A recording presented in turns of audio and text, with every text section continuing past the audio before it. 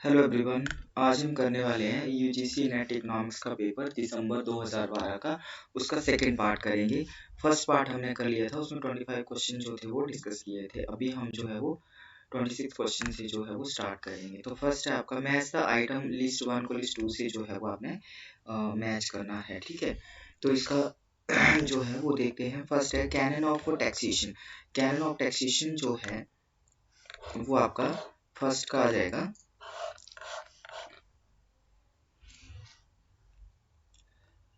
Canon of taxation Adam Smith. ठीक है, तो ए को टू से कहाँ मिलाया है देखते हैं। ए को टू से, तो आपका ए को टू से यहाँ ए में भी है बट सी में भी है। नेक्स्ट देखते हैं। नेक्स्ट है आपका canon of public expenditure. Canon of public expenditure जो है वो फिनले शिराज। ठीक है, 2 3, तो 2 3 फिर आपका 1 4, तो ये वाला आ जाएगा आपका। ठीक है, तो आंसर जो है वो आपका 2 3 1 एंड 4। तो आपका इसको 2 से canon of public expenditure 3, effective incidence of taxes UK Ursula के हिक्स, और आपका benefit received approach of public expenditure जो है वो आपका ये आ जाएगा। ठीक है, नेक्स्ट क्वेश्चन है ये वाला। ठीक है, नेक्स्ट है 2 3 1 4। 2 3 1 4 जो है वो आपका फर्स्ट वाला आंसर हो जाएगा। 27th है during the financial year 2011-12 the central government is not likely to achieve the target of raising. तो 2000 की बात हो रही है 11-12 की, कि बोलते थे सेंट्रल गवर्नमेंट जो था थी वो not likely to achieve the, कि वो अचीव नहीं कर पाई target of raising 40,000 crore through disinvestment policy, because policy of increased public borrowing of bridge the fiscal gap is justified। दोनों स्टेटमेंट सही है और ये इसका करेक्ट एक्सप्लेनेशन भी है। तो आंसर आएगा both A and R are correct and R is the correct explanation of A.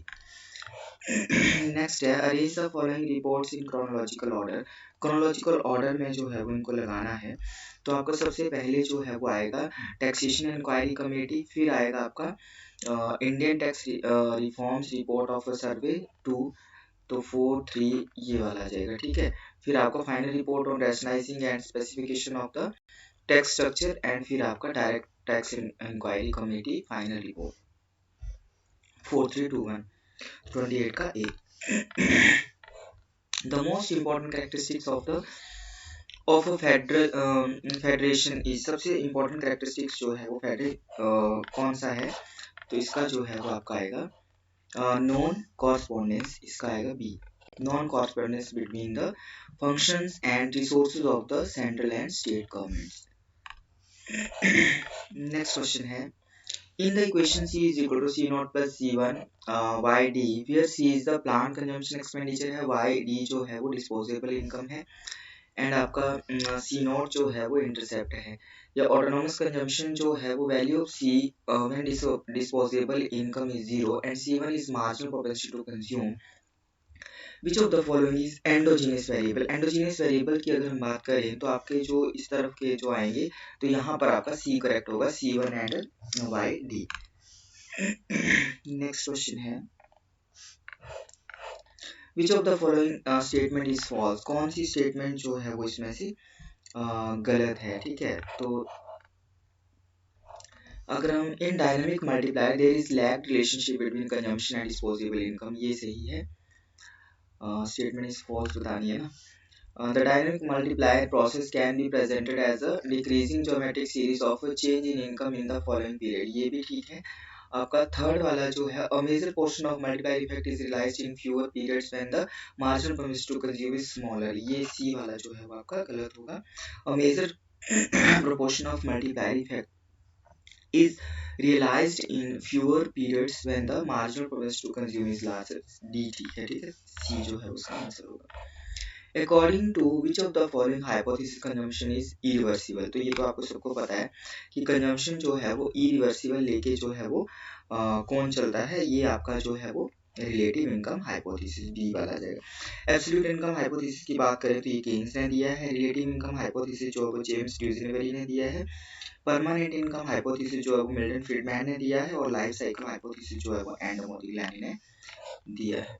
Which of the following models of business cycle generates constraint cycle की अगर हम बात करें तो इसमें जो है वो आपका आएगा हिग्स का मॉडल, ठीक है। Which of the following is not an assumption of Harrod's growth model?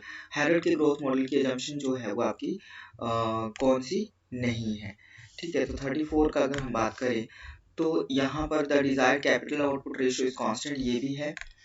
Saving are constant proportion of real income in the economy, ये भी है। और the labour force grows at some exogenous determine constant exponential rate, तीनों है। But आपका factor price are flexible in the long run, ये वाला नहीं है, ठीक है।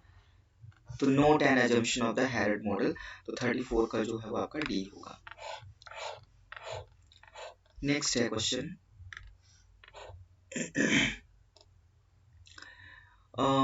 नेक्स्ट क्वेश्चन है आपका velocity of match the following, match करना है इनको। Velocity of money is a stable function of its determinants. अब वेलोसिटी ऑफ मनी की अगर हम बात करें तो ये आपका आ जाएगा, मोनेस्टिस ने बोला है कि आपका stable function of its determinant. आगे है velocity of money is an unstable function of its determinants, इसका आ जाएगा 1 केन्स। और velocity of money is constant and does not depend upon income and interest, ये आ जाएगा आपका क्लासिकल। तो आपका 213 जो है वो कहाँ पर है, 213, तो मतलब इसका जो है वो सी हो जाएगा, ठीक है, 35 का सी। नेक्स्ट क्वेश्चन है A.W. Phillips wage inflation unemployment trade off is based on. अब ये अनएम्प्लॉयमेंट ट्रेड ऑफ जो है वो किसके ऊपर बेस्ड है, ये स्टैटिक एक्सपेक्टेशंस हाइपोथेसिस के ऊपर है, ठीक है, A.W. Phillips का।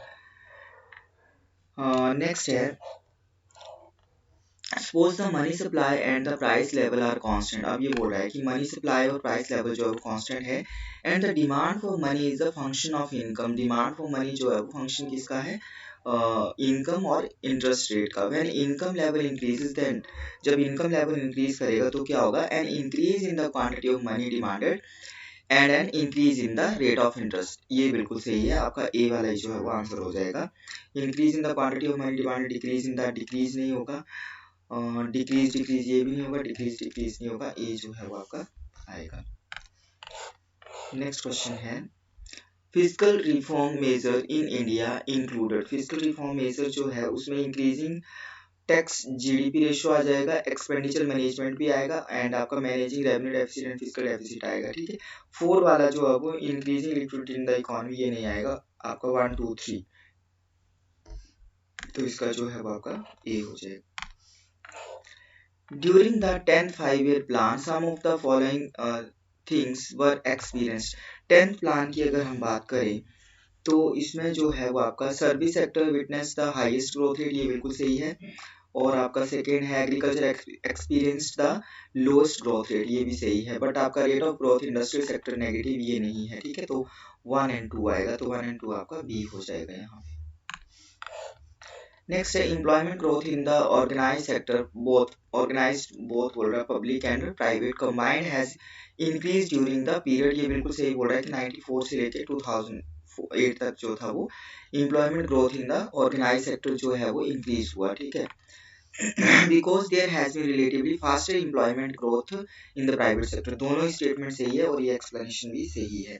तो ये बोथ है A and R correct and R is the correct explanation of A.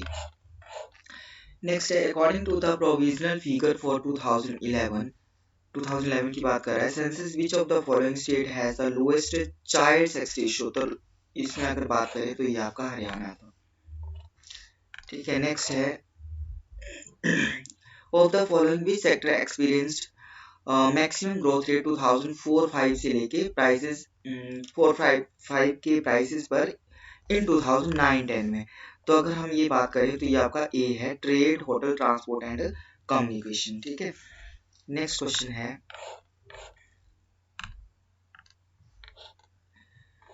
in which of the following year gross domestic saving as a percentage of GDP was the highest। तो अगर हम इसकी बात करें तो ये आपका आएगा 7-8 में, ठीक है। नेक्स्ट है growth process resulting into broad based benefits and providing equality of opportunity to all is refers to. तो ये मत क्या बोल रहा है कि ग्रोथ, कैसी ग्रोथ प्रोसेस जो कैसे रिजल्ट देगी, ब्रॉड बेस्ड बेनिफिट्स होंगी, लोगों को सबको जो है बेनिफिट्स होंगे, प्रोवाइडिंग इक्वालिटी आएगी, इक्वालिटी ऑफ अपॉर्चुनिटी होगा टू ऑल, सबके लिए, तो वो होती है आपकी इंक्लूसिव, ठीक है। तो 44 का जो है वो आपका इंक्लूसिव ग्रोथ होगा। विच of the following plans witness the highest growth rate in India, तो इसका है 10th, 45 का जो है वो आपका सी। For any pair of variable x and y, two regression equation, one regression of y on x and another is x on y exist because, आपका अगर हम ये बात करें तो टेंजेंट ऑफ द सिलेक्ट करना है, कौन कौन से आएंगे। फर्स्ट वाला जो है वो आपका क्या बोल रहा है कि tangent of the angle made by two regression equations which each other determines the coefficient of correlation, ये फर्स्ट वाला आएगा। And regression model does not help in the identification of dependent and independent variable of the equation, तो आपका 1 and 2, ठीक है।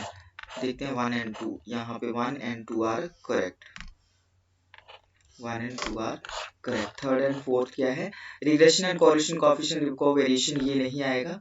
And regression equation represent jointly X Y, ये भी नहीं होगा, ठीक है। 1 एंड 2 होंगे।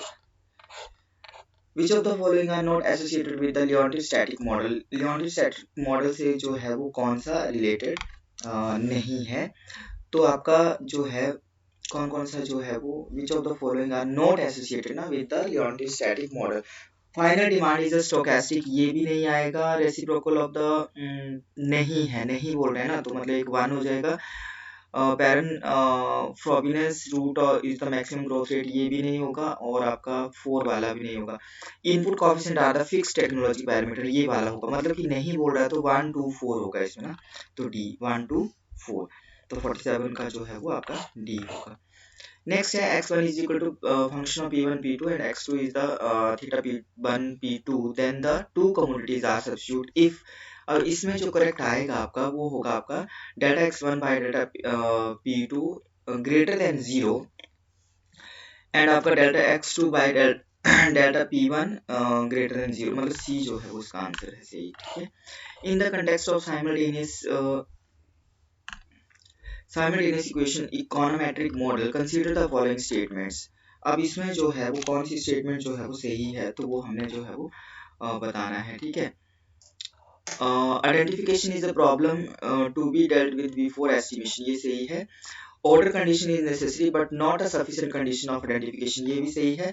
To stage least square method of estimation gives consistent estimator if the equation is under identified बोल रहा है ना, ये गलत है, ठीक है। नेक्स्ट है fourth, under indirect least square method is applied to the reduced form equation, 4 भी सही है, 1 2 4 सही है और 3 गलत है, तो कहाँ है ये 1 2 and 4 are correct and 3 is the incorrect, ठीक है, तो ये वाला आ जाएगा। तो आज का नेक्स्ट लास्ट क्वेश्चन ये करेंगे हम 50th, rxy is equal to 0.3 and match the list 1 with the list 2, तो इसमें अगर हम मैच करें तो -1 + 1 जो है ये हमारा है ये हमारा होगा लिमिट ऑफ कोरिलेशन कोएफिशिएंट, ठीक है। तो मतलब 1 को जो है वो 2 से 1 को 2 से मिलाएंगे, तो 1 को 1 जो है वो उसको 2 से, तो कहाँ है वैसे, तो यहाँ है बी में। अगला देखते हैं correlation coefficient between -x and y, तो आपका ये आ जाएगा -0, ठीक है, ये भी सही है। फिर 3 आएगा। The square of correlation coefficient जो है वो आपका आएगा कोएफिशिएंट ऑफ डिटरमिनेशन, फिर 4 आएगा एंड फिर 1 आएगा। Coefficient of correlation between -x and -y 0.3, यहाँ प्लस में आएगा ये 0.3, ठीक है। तो आपका फिर 1 2 3 4 1, तो 50 का जो है वो आपका बी वाला होगा, ठीक है। तो इस तरह से अभी हमने 25 क्वेश्चन जो है वो और डिस्कस कर लिया। अब हमारा जो थर्ड पार्ट बचता है वो नेक्स्ट वाले क्लास में जो है वो हम करेंगे, ठीक है। जो भी चैनल में नए हैं वो चैनल को जो है वो सब्सक्राइब कर ले, ये आपको जो है वो हेल्प करेगा। हम नेट के क्वेश्चन जो है वो डिस्कस कर रहे हैं, नेट यूजीसी नेट और सेट में तो हेल्प करेगा ही, बट जो पीजीटी की प्रिपरेशन कर रहे हैं उनके लिए सबसे ज़्यादा ये हेल्प करेगा, क्योंकि अगर हम हाई लेवल की स्टडी करेंगे तो हमारा जो है वो पेपर जो है वो क्लियर होगा। तो इसी तरह से हम फर्स्ट पेपर भी जो है वो फर्स्ट जो हमारा बीएड का पोर्शन है उसको भी हम जो है वो साथ में कर रहे हैं।